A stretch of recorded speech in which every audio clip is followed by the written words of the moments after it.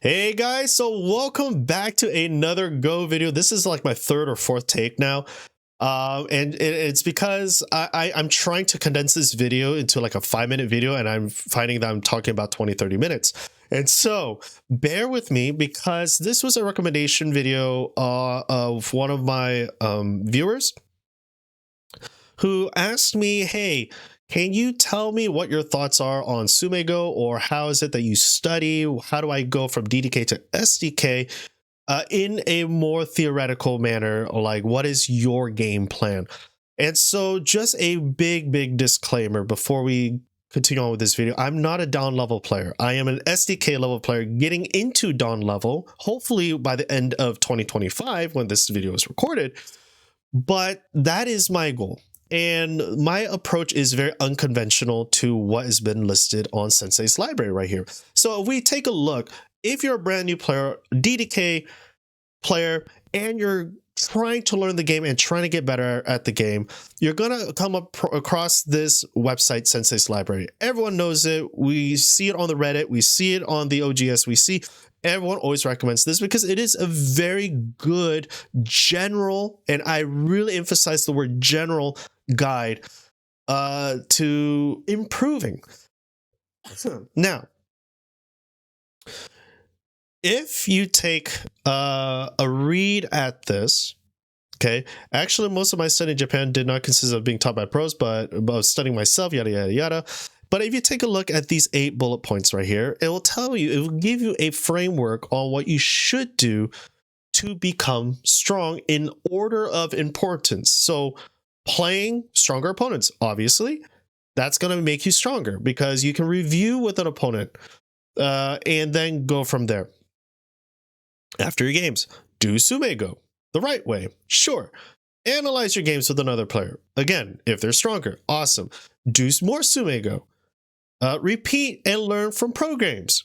Great. Do more Tsumego, more Tsumego, more Tsumego, then read a book, more Tsumego. So when I was first doing this, I feel that this list right here is geared more towards a younger crowd. And let me explain why. So when I first started Go, I'm very well into my 30s, early 30s, mid 30s, late 30s. And I don't retain information super well. And so for a list that is general guide, and it's pretty much a list that I would generally say is meant for everyone from age of 4 all the way up to whatever age, they're going to lean more towards the younger crowd, in my opinion, just because they're able to absorb materials much faster. And I've seen a couple videos and I've talked to a couple people on how do they train younger students in a teaching environment for kids. And a lot of times it is this. They play against their own peers that are stronger or the same level, and they do a lot of practice problems. Great. So this is pretty much a prescription of what they do in general anyways, apart from, lessons from the teacher. Now, the problem with this recommendation, at least for me when I first saw it, is that 4 out of the 8 bullet points was Tsumego. And I've talked to a lot of people in the Go community, and it was recommended to me to do thousands and thousands of Tsumego problems, buy Tsumego book problems, do the whole book, don't look at the solutions. And for me, as a very slow absorber of information and a very slow learner, it didn't make sense to me to utilize all that effort and energy to do thousands and thousands of problems, because for me, that's not an efficient use of learning time. I want to learn this as fast as I can, but I don't want to have to, spend 20 minutes on one problem trying to understand, all of that. So I would say that the game of Go is all about learning. And how you best learn will pretty much depend on, will detail what your studying should be. And it really is a self-reflection process. Okay. So what do I like to do?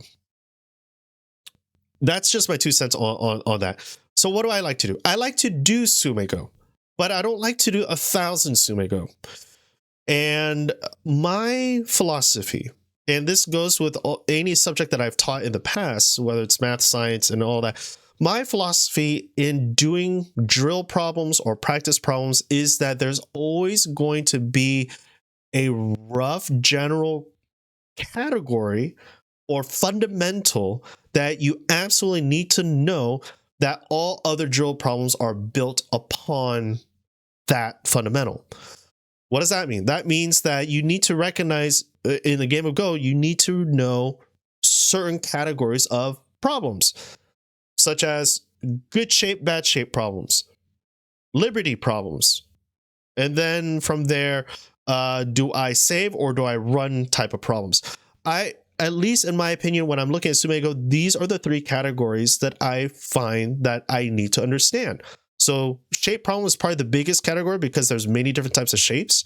So if you know the T shape, if you know the cross shape, if you know the table, if you know the bamboo shape, if you know the dead 5 shape, or the 6 stones is not enough shape, 7 stones first who plays is the winner, or eight stone in a row is a live shape. You know, those are fundamental shapes that everyone should be studying first, just to kind of have a feel of it.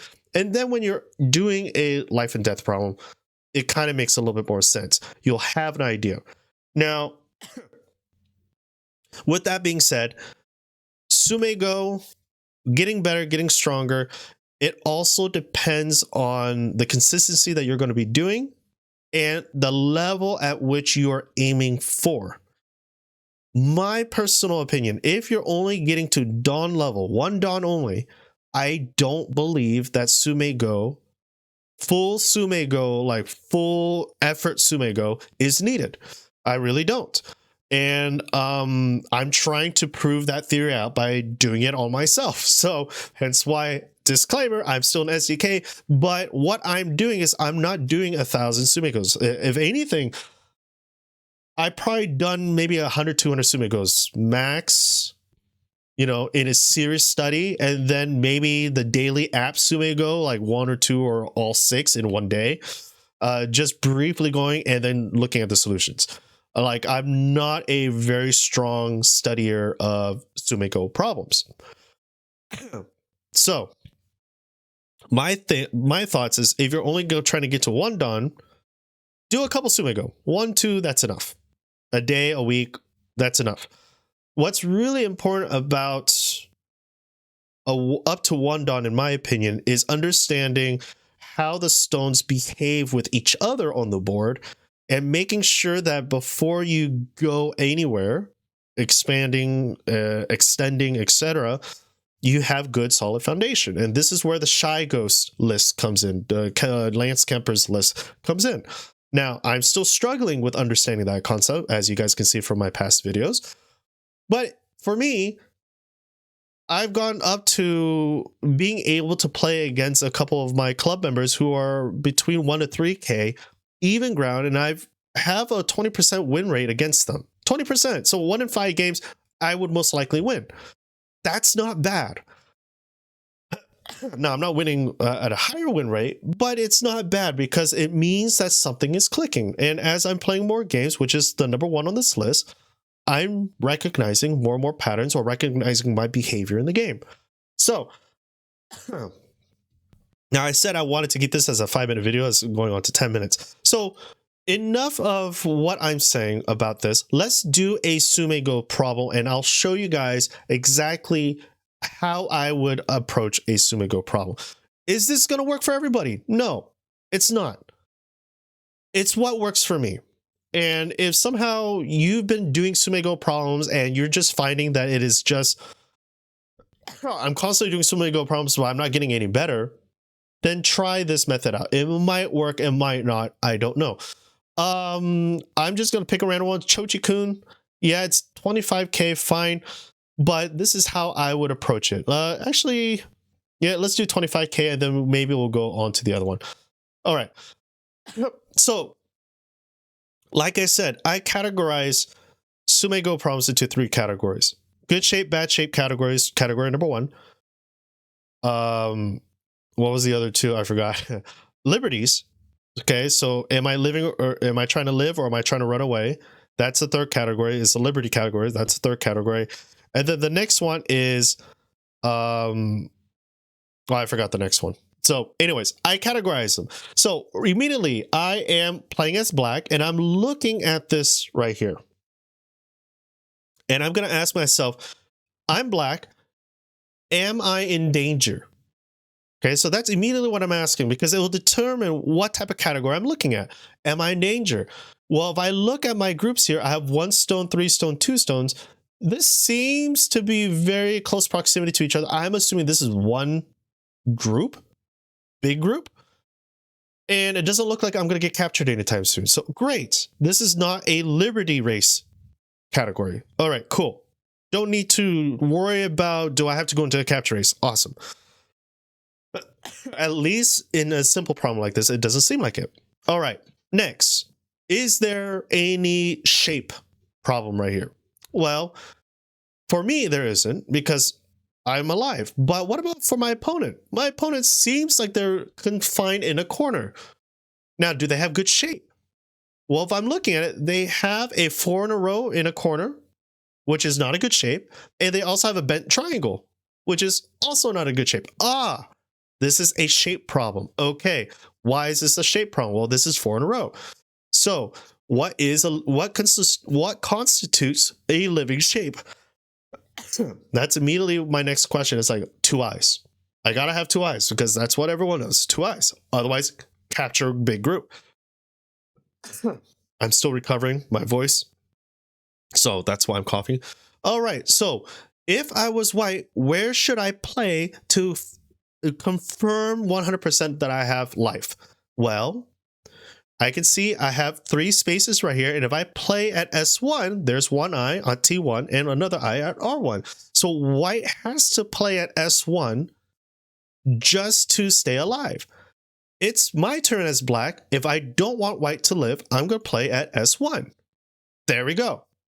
So that's the concept. That's how I would be approaching this. I would be looking at the problem. It's like, okay, what type of problem is this? All right, this is a shape problem. Why is this a bad shape? I need to make 2 eyes. How do I make 2 eyes? Or my opponent needs to make 2 eyes. How do I get rid of their eyes?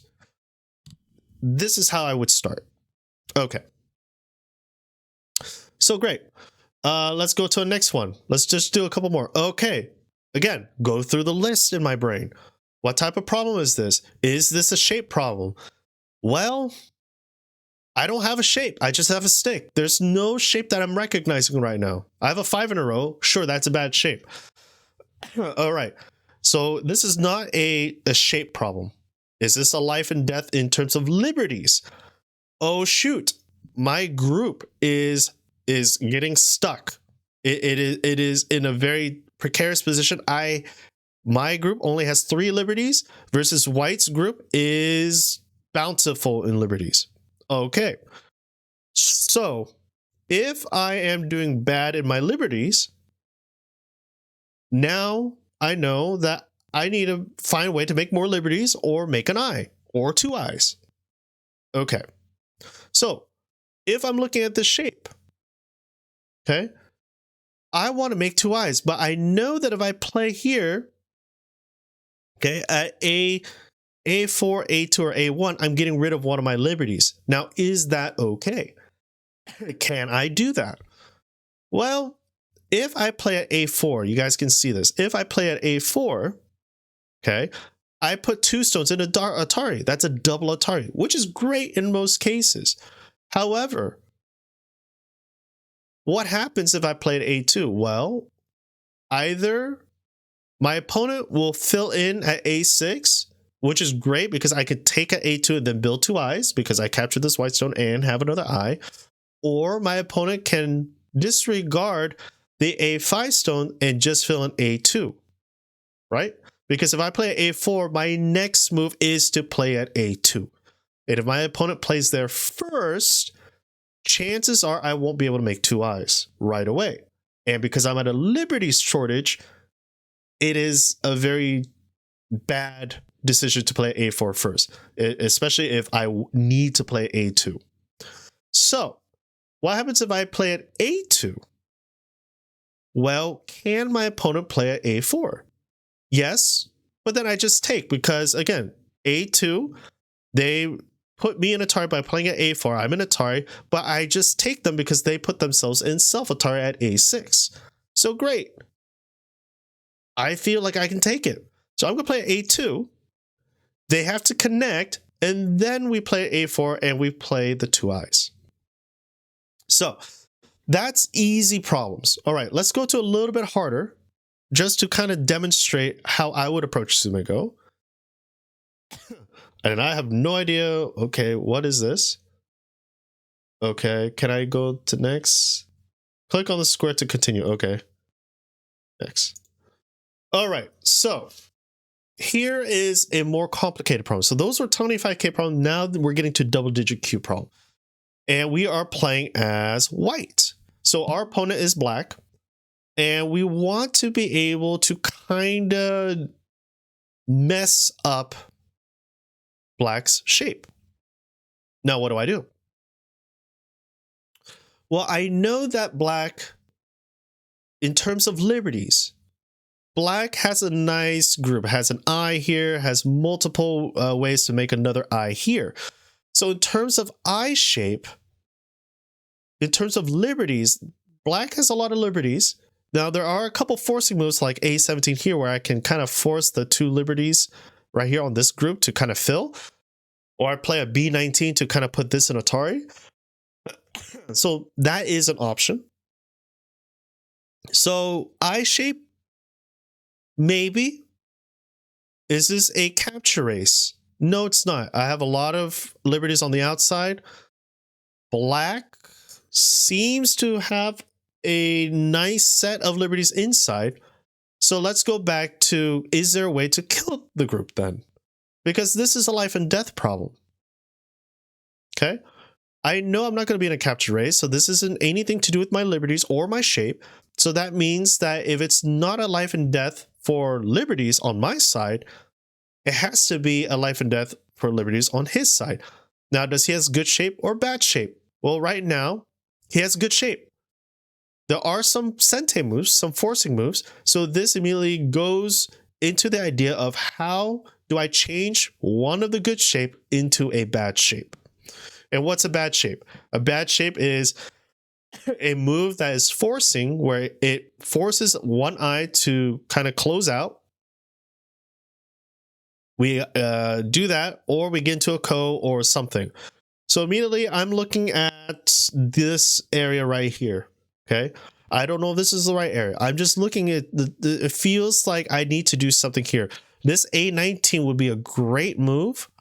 If I play A19, my opponent tanukis, then I can play at B19, for instance, put him on Atari. If he tanukis again, then I can capture. Something like that.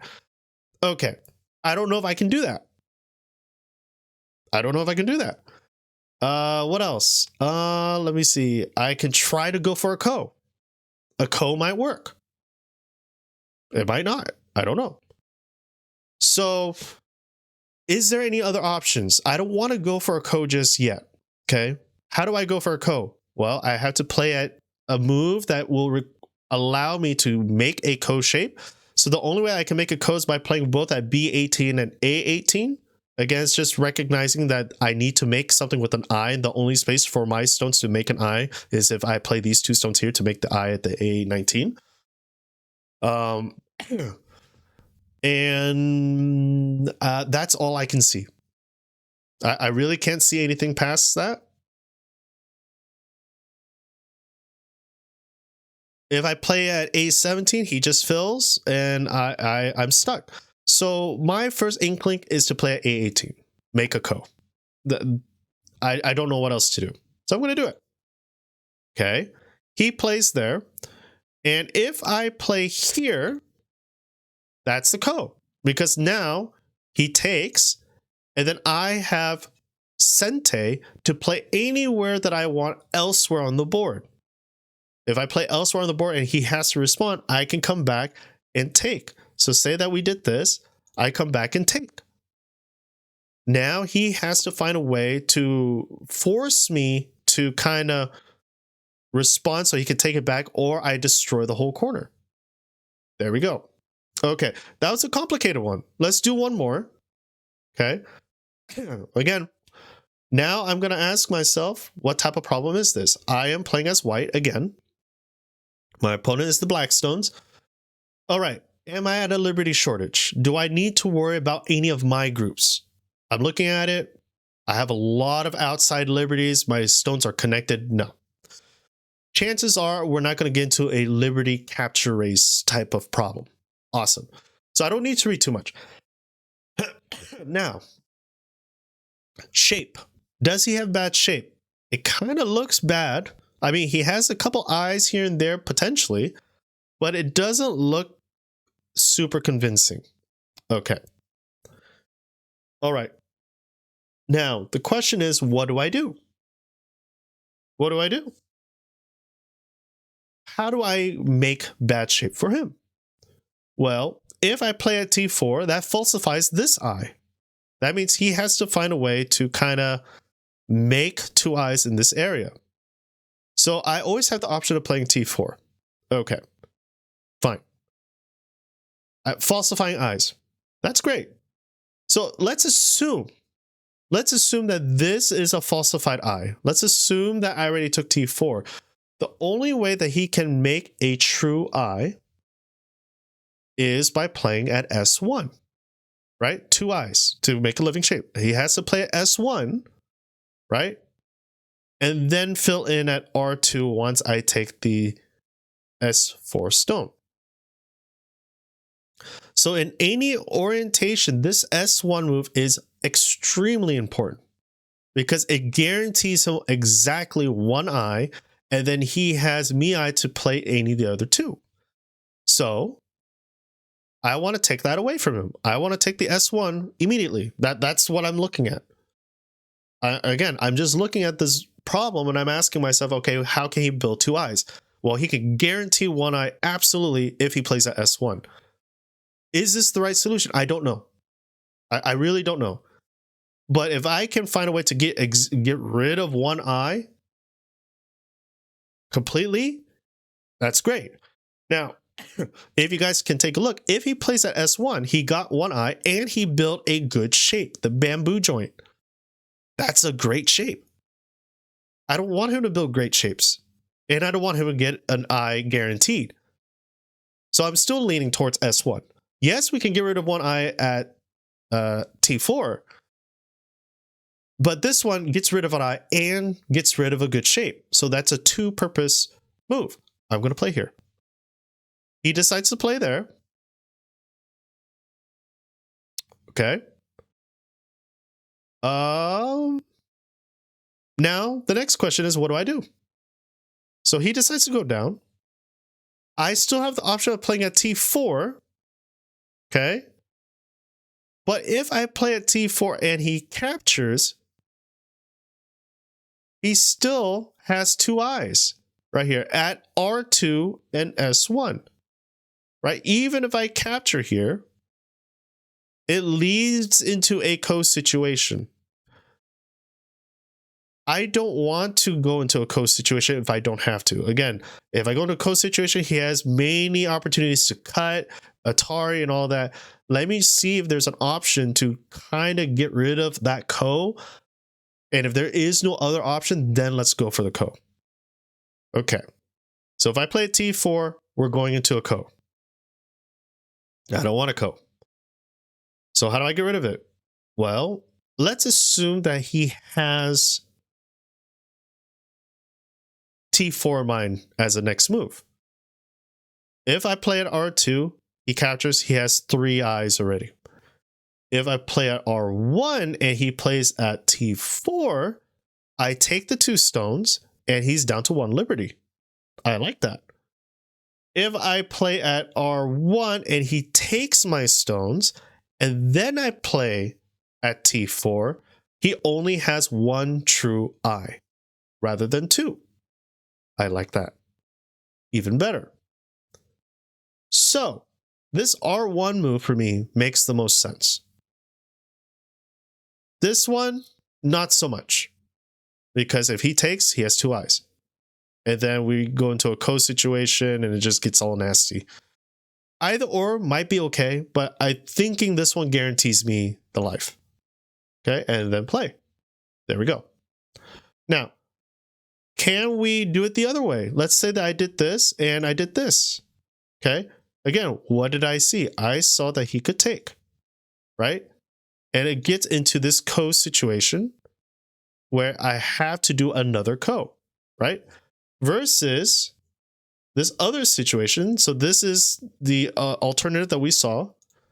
Versus if I did this and I did this, he takes. Now this is just a dead shape, right? At the end game, we don't even need to play this ko anymore. It's dead. How do I know that? Experience. So, okay, that was a lot. Should we do another one? Yeah, let's do another one. Let's just go to 30 minutes. Why not? All right, we're playing as white. What is our next move? So you guys just take a look. Again, I don't know the answer. I've never seen these problems before. And all I can say is that this was written by a 4-dan person. And I'm just going to go through my list. Is my outside in trouble? No, it's not. So this is not a capture race. This is not a Liberty capture race. This is destroy the shape type of race. Okay. So again, he has a lot of bad shape. And I mean a lot of bad shape. Now, I could see myself playing at R19. He fills. I play at T17, he fills. Okay. And then we are stuck. Okay. We're just stuck. Let's see here. What does he want to do? Well, he needs to make an eye. So how does he make an eye? He plays at R19, that's 1 eye. He plays at T17, that's 1 eye. Or he plays at both S18 and T18 to build this other eye over here. So those are where he can build his eyes. Now, what happens if I have a stone here? Well, it prevents him from building this first eye over here. If I play at S19, he can't play the first eye here. He has to go to whatchamacallit, T17 to build the eye. Okay, so this eliminates one of his options to building an eye, and vice versa with T18. T18 is the exact same thing because it's symmetrical. So my first inkling is to play here. Now, why not at R19? Well, R19, I can see that I put him on Atari, the 2 stones here, I put him on Atari. He'll play at Q18. It's just one move readout. He'll play Q18, then now I'm in Atari and I can't escape. So by playing at R19, I guarantee his first eye. Playing at S19, it leaves the eye in question, because if he doesn't do anything to defend, I throw in, okay, and he catches, and it's a snapback. I'll show you guys that. I'll show you guys what I mean. Now, why don't I play T19? Well, T19, if he plays at S19, I'm in Atari. So T19 doesn't feel very nice because I only have 2 liberties, and he just fills in 1, and then he guarantees another eye. So I'm going to take away one of his options for eye. I'm going to play at S19. He plays at R18 to avoid the snapback. Awesome. Now, what do? Well, I'm going to play at T18 because it has another snapback. And boom. So what was the outcome? We didn't capture the stone. However, we didn't allow him to build any points. So this is what we call a seki. Okay. It's a bent 4. According to Japanese rules, white is dead. Bent 4, white is dead. Sure. I don't know if they meant white or black.